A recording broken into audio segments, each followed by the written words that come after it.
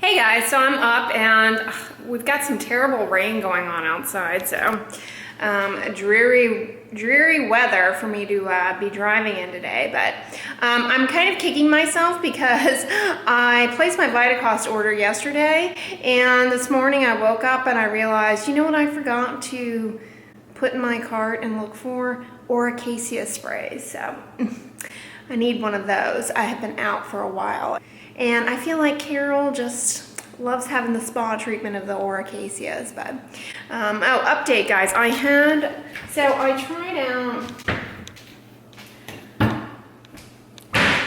tried out this Fountain Beauty thing yesterday, as you guys may have watched on my final review of The Ordinary. I finally taste tested this Fountain stuff.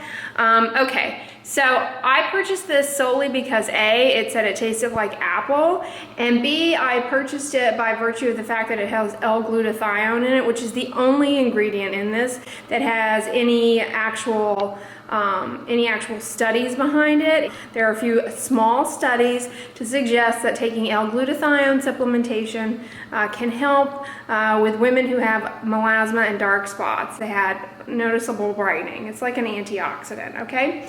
No, the phytoplankton or hyaluronic acid ingestion makes no sense to me how that would work in the skin, and there is absolutely no data for it, okay? And disclaimer aside, as I've said on here before, I'm not a nutritionist. I don't even know if the L-glutathione in this, if I'm taking it up right. But what I can say is this does not taste good. Okay, like in my water it was tolerable, but it smells like the interior of a Claire's or something like that. You know, like teenage body spray. That's what it smells like teenage girl body spray. It's just, but concentrated. It is the foulest, I don't know. Maybe it's the phytoplankton and it's got this viscous, super sticky, icky, oh, it's like a Jolly Rancher in some sort of wayward fragrance from Bath and Body Works in the mid-90s. I mean, it is not delectable. So I will continue to consume it in the evenings in my water, I think, or I may try putting it in a protein smoothie. I don't know.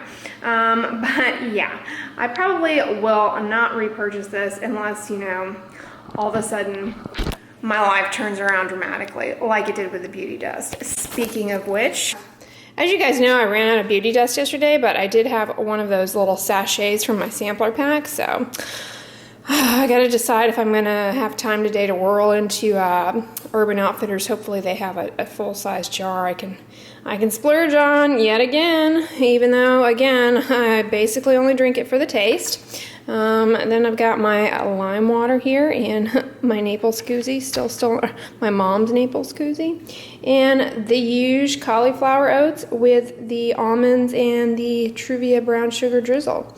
And I'm making my way through these guys. No, they're not vegan. As I've said on here before, I'm not a total vegan. I don't really avoid gelatin. Although I guess this is the only gelatin I'm consuming. I'm not going to repurchase these only because I don't like the taste. But the biotin in this seems to be good, so as far as I know. But you know, who knows? There's probably variability from batch to batch, but I haven't had a bad batch of biotin. And then I've got my calcium vitamin D supplement here. Hopefully that's doing some benefit. I don't know that I even need it, but there it is. I'm kind of excited today. I have a summer student rotating with me, so I get to teach more today. On Mondays I usually kind of fly solo and I don't have a resident or any sort of medical students around, but I've got a summer research student who's following me around today, and we're working on some research projects together. So I am excited. Pretty much back completely on my normal morning skincare routine. I didn't use any of the Ordinary products this morning or any of the Cetaphil foaming wash thing that I tried out over the weekend. I was done experimenting with those things. So yeah, I'm gonna have this and then I'm gonna head on out and I'll check in with you guys when I get there. Well guys, it seems we have a light out here that is slowing things down quite a bit. If anything, I will hopefully get to hand scan my lunch. I got those lentils today, so that is where I'm at. Well, hey guys, I am on my lunch break and I'm vlogging on my phone because I loaned my camera to the student and forgot to get it back from her. But yeah, clinic was great. I've got my lunch here. I made that lentil soup with the brown lentils from Vitacost. Guys, those lentils from VC, I mean, they are just awesome. I mean, I'm sure all lentils are awesome, but I feel like the Vitacost ones are extra special. I don't know. I'm pretty stoked for my Vitacost delivery to get here. But I also want to crack into that. I also want to do some more with that garbanzo bean flour that I cooked with last week. But yeah, check out my lentil soup. I basically put it into jars last night, and I put spinach in the bottom, and then I poured the hot soup on to steam the spinach, and then I added a little apple cider vinegar and some nutritional yeast. Then I just let it cool on the countertop and kept it in the fridge overnight. So it's good to go in here, but look how colorful. I got carrots and ginger. That's gonna be delicious. And I got Pluto today. How cute is he, you guys? I'm on my way. I just got home, and I'm strolling on over to get a little dust. But curious to know, have any of you all tried any of the other beauty potions from The Ordinary? Because that, whatever it's called, the fountain, tastes like battery acid. So as far as how to take that for, actual efficacy, I have no clue. We shall see. But as far as tolerability, like in order to choke it down, I'm thinking like plain seltzer water would be a good option. Or if you had one of those soda streams. I saw Ellie Sedalis talking about her soda stream. I bet she could stream that in and do an L-glutathione soda. That's kind of cool. Alright, so speaking of nutraceuticals, which are probably useless but taste good. Alright, good news. We can be beautiful again. Or at least my coffee can stay tasting awesome. Oh my god, you guys, I'm outside of Pier 1. Did any of you watch Casey Holmes' vlogs? This little thing, I don't know, this totally reminds me of her. Am I not right? Her and her fiance are always headed to the lake with their dogs. But anyways, I'm gonna head to the gym. I'll check in with you guys later. Well, hey guys, I gotta say, I'm kind of getting used to the opening and closing mechanism on these new flat-bottomed hair claws, and I'm really coming around to these as opposed to my old school ones that had a more of a, can you see the comparison here? I kind of like these a little better. They're a little more clandestine. Skincare update-wise, coming back to The Ordinary haul, I know you guys are wondering what my thoughts are on The Ordinary's 2% retinol and, why I didn't select it. And here's the deal. If you have been here for a while, you know that I tried out the very expensive Retrin AL Advanced with their cosmeceutical retinol. I also tried out the Neutrogena Rapid Wrinkle Repair Moisturizer with their retinol in it.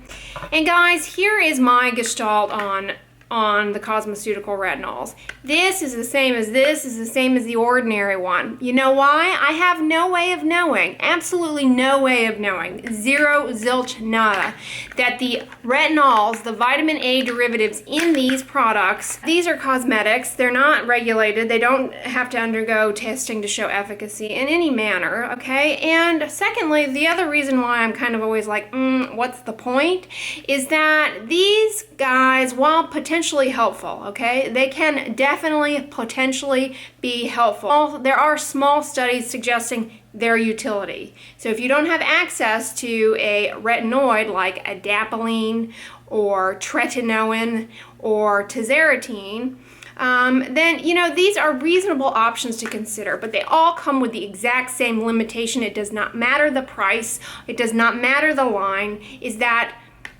they are not otherwise specified, okay? We don't know that vitamin A derivative is effective at all, okay? So that is point number one. And point number two is the retinols in these cosmeceuticals require an enzyme in the skin, that is in the skin to get the retinol to its active state, okay?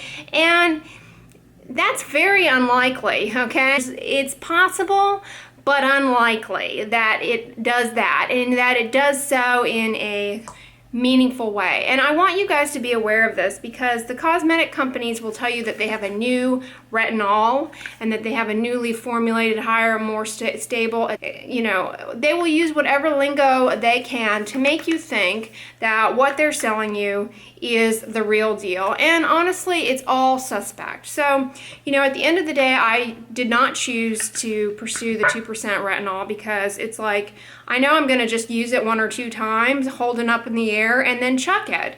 It's not going to, my opinion of it is not going to change with me using it, okay? I have a retinoid in my arsenal, which here in the United States is available now over the counter, the Differin, okay?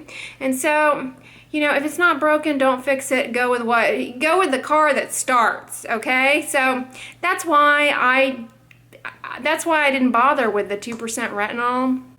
I'm not saying that it can't potentially be helpful and that you might not see an effect, or either a brightening effect, either an improvement of your acne. With that, I have no way of knowing. And the other thing that you need to be aware of is that, you know, these products are all formulated in vehicles, okay? And the vehicles contain things that, yes, can be important for kind of helping the stability of the vitamin A derivative, but they also are refractile and naturally and inherently brightening. They scatter light. They're things like, you know, acrylates and, you know, hyaluronic acid, which is, you know, in and of itself, simply, they're in very moisturizing, nice vehicles, okay? It's the vehicle that I think is really what oftentimes lends itself to the perception of efficacy with these cosmeceuticals. And so they're very hydrating, and this is moisturizing and nice. And the fact that you're moisturizing and things are going well for you, you are going to see a brightening effect. Just moisturizing the skin alone is brightening, and it can improve acne because you're no longer attempting to desiccate your skin to death and having, you know, compensatory oil production. So always keep that in the back of your mind, that a lot of the effect that you might be seeing with a cosmeceutical is simply the vehicle, okay? And what do I mean by that? Well, you have what they're touting to be the active, effective ingredient, and then you have the vehicle that it's in, the cream, the gel, the serum, what have you. And just know that for the most part, a lot of these serums probably impart a brightening effect by virtue of they have things like acrylamides in them and kind of gels and that kind of thing. So, yeah, I mean, that's my opinion on cosmeceutical retinols and why, you know, it doesn't make sense for me to buy every one and try them all out, because my opinion of them is going to be the same.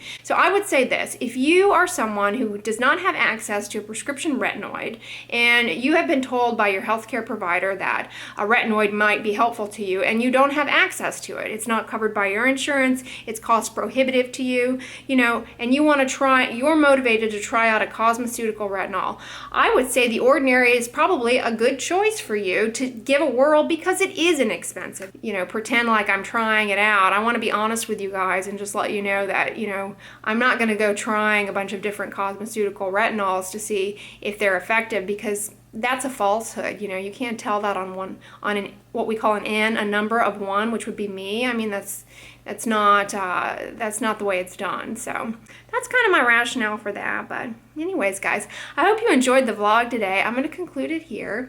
Give this video a thumbs up, share it with your friends, and as always, don't forget, sunscreen and subscribe. I'll talk to you guys tomorrow. Bye.